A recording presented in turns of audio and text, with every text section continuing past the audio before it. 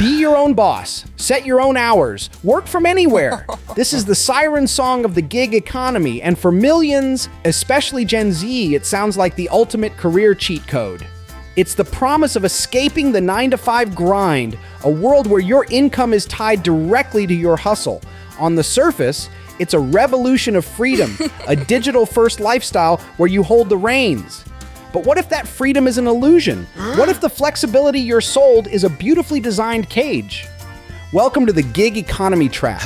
It's a system that looks like empowerment, but often operates on a foundation of financial precarity, algorithmic anxiety, and a complete lack of a safety net. The numbers are staggering. The global market is projected to surpass $600 billion this year, and in the US, this sector is growing 3 times faster than the traditional workforce. But this isn't a eulogy for the gig economy. It's a playbook. Today, we're not just exposing the trap, we're giving you the keys to dismantle it for yourself. So if you're ready for some strategic career intelligence that goes beyond the usual advice, make sure you're subscribed to GENSHIFT, because we're about to pull back the curtain.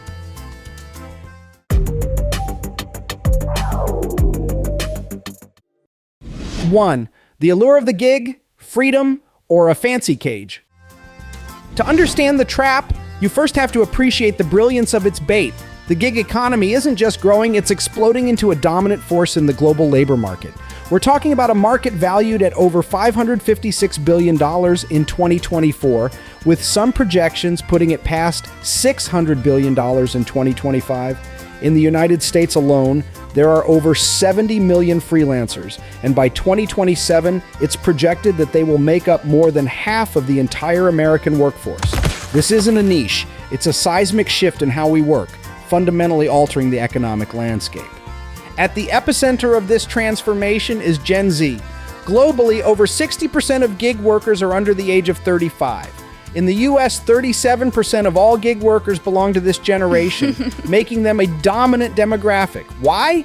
Because the gig economy's promises are perfectly tailored to the anxieties and aspirations of a generation that came of age witnessing the instability of global financial crises and a pandemic. A 2025 Deloitte survey revealed something profound. Only 6% of Gen Z even see reaching a senior leadership position as their primary career goal. The corporate ladder isn't just broken. For many, it's irrelevant. Instead, the top drivers for choosing an employer are work-life balance and learning opportunities. The gig economy seems to offer this in spades. The appeal is visceral. The ability to say no to a project, to take a mental health day without asking permission, to work from a coffee shop or a different country. It's the ultimate rejection of the rigid structures that defined our parents' careers. This desire for autonomy is so strong that surveys consistently show incredibly high job satisfaction rates, with up to 82% of gig workers reporting they're happier working on their own. But here's the first crack in the facade, the central paradox of this new world. This embrace of flexibility is happening against a backdrop of profound and worsening financial anxiety. The same 2025 Deloitte survey found that a staggering 48% of Gen Zs feel financially insecure, a dramatic jump from just 30% in 2024. More than half are living paycheck to paycheck. And this leads to the critical question, is this freedom a gift, or is it a core feature of the business model itself? The entire financial architecture of platforms like Uber, DoorDash, and Fiverr depends on one critical legal distinction: classifying their workers as independent contractors, not employees. This isn't just semantics, it's everything. To legally maintain this classification, companies must demonstrate that they don't exert significant control over the worker. And the easiest way to prove that? By granting them flexibility over their hours. That feeling of freedom isn't a perk. It's a legal and economic necessity for the platform. It's the very thing that allows them to avoid paying for overtime, health insurance, or retirement contributions. It's a perfect, almost symbiotic illusion, where the worker's legitimate desire for autonomy is leveraged to serve the platform's bottom line. It's a door-marked flexibility that all too often leads directly to a hamster wheel, where you're running faster and faster just to stay in the same place. 2. The trap revealed: precarity, burnout, and algorithms. Once you're on that hamster wheel, the true nature of the trap becomes painfully clear. It's a three-headed beast of precarity, burnout, and algorithmic control. Let's start with the most immediate problem: income precarity. This isn't just about making less money, it's about the psychological stress of not knowing how much you'll make next week or even tomorrow. Research from the JP Morgan Chase Institute is stark, revealing that 55% of individuals experienced income swings of more than 30% in at least 1 month. This volatility is a feature, not a bug, and a 2022 study by the American Psychological Association directly linked it to worse physical health outcomes, including poor sleep, headaches, and back pain. This instability is compounded by earnings that are often far lower than advertised. On average, gig workers earn about 58% less than their full-time employee counterparts.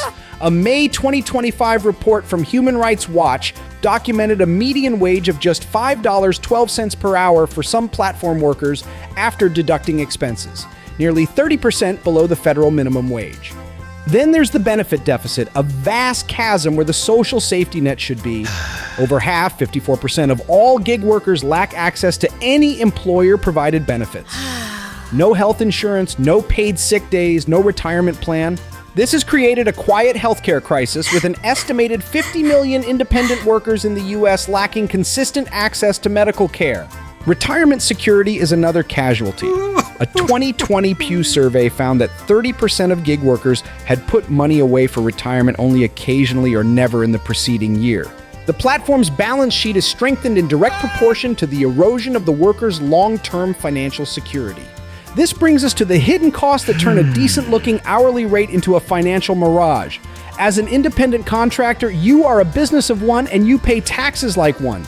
That means covering both the employee and the employer side of Social Security and Medicare, a hefty 15.3% self-employment tax right off the top before you even pay income tax.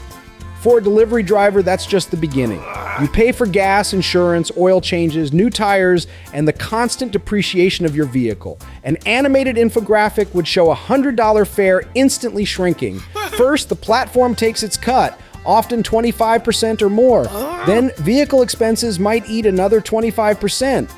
After you set aside money for that 15.3% self-employment tax, that initial $100 might be less than $50 in your pocket. But the most insidious part of the trap might be the boss itself, the algorithm. You're not managed by a person you can reason with. You're managed by code. This is algorithmic management. It dictates your tasks, calculates your pay, and monitors your every move through pervasive electronic surveillance. It uses harsh ranking and punishment systems that can get you deactivated, fired, for reasons that are often opaque and without appeal. Researchers have identified this as creating a state of anxious freedom where workers are technically autonomous but feel perpetually controlled. This constant, dehumanizing pressure is a direct cause of burnout, which is clinically defined by emotional exhaustion, depersonalization, and a reduced sense of personal accomplishment. You're no longer a person, you're a data point on a dashboard, and the freedom you were promised feels a lot like being a ghost in a machine you can't control. 3. Navigating the labyrinth. Strategies to escape the trap. Exposing the trap is the first step, but escaping it requires a new playbook. This isn't about abandoning gig work entirely. For many, it remains a vital source of income and flexibility. This is about transforming yourself from a passive platform user into the CEO of your one-person enterprise. The first and most critical strategy is to diversify your income streams. Relying on a single platform is the definition of risk. True resilience comes from diversification. This means multi-platforming, simultaneously working across several apps to smooth out demand and reduce your dependence on any one algorithm. But don't stop there. Diversify your skills. If you're a writer, learn basic graphic design. If you're a driver, learn a skilled trade you can do on the side. The goal is to build a portfolio of income sources, including passive ones like creating an ebook, digital templates, or an online course that generates money while you sleep. The second strategy is to build a financial fortress. For a gig worker, an emergency fund isn't a luxury. It's a non-negotiable tool for survival. Your target should be a minimum of 3 to 6 months of essential living expenses saved in a liquid, high-yield savings account. This is your freedom fund. It's what allows you to say no to low-paying gigs, to handle a car repair without going into debt, and to survive a slow month without panic. Third, You must become a master of your costs and taxes. This requires meticulous tracking of all business income and expenses. Use apps like Gridwise or SherpaShare to log every deductible mile and expense. It is essential to calculate and pay quarterly estimated taxes to federal and state authorities to avoid large, unexpected tax bills and penalties. Furthermore, you must proactively establish and consistently contribute to your retirement accounts, such as a simplified employee pension, SEP IRA, or a solo 401k, which offer tax advantages specifically for the self-employed. Finally, recognize that you are not alone. There is a growing global movement for gig worker rights. From new union models in states like Massachusetts and California that allow contractors to bargain collectively without being reclassified as employees, to legislation pushing for portable benefits that travel with the worker, not the job, systemic change is on the horizon. Understanding these trends and supporting these organizations is part of the long-term solution. The future of gig work will likely involve more protections and a more level playing field, driven by the very workers who are demanding it. By combining these individual financial strategies with an awareness of collective power, you can navigate the labyrinth and turn the gig economy from a potential trap into a genuine opportunity. Conclusion. The gig economy is the ultimate paradox of modern work. It offers a tantalizing promise of freedom while operating on a model that can lead to profound instability. It's a double-edged sword, and navigating it requires more than just hustle. It requires strategy. Understanding the mechanics of the trap, the income precarity, the benefit deficit, and the algorithmic pressure is the first and most powerful step toward reclaiming your agency. You don't have to be a victim of the system. By diversifying, building a financial safety net, and managing your work like the business it is, you can harness the flexibility without falling into the pitfalls. You can make the gig economy work for you, not the other way around. What are your experiences? Have you found strategies that work for you? Share your insights and help build our collective knowledge in the comments below. And for more deep dives into the future of work, make sure you subscribe to GENSHIFT.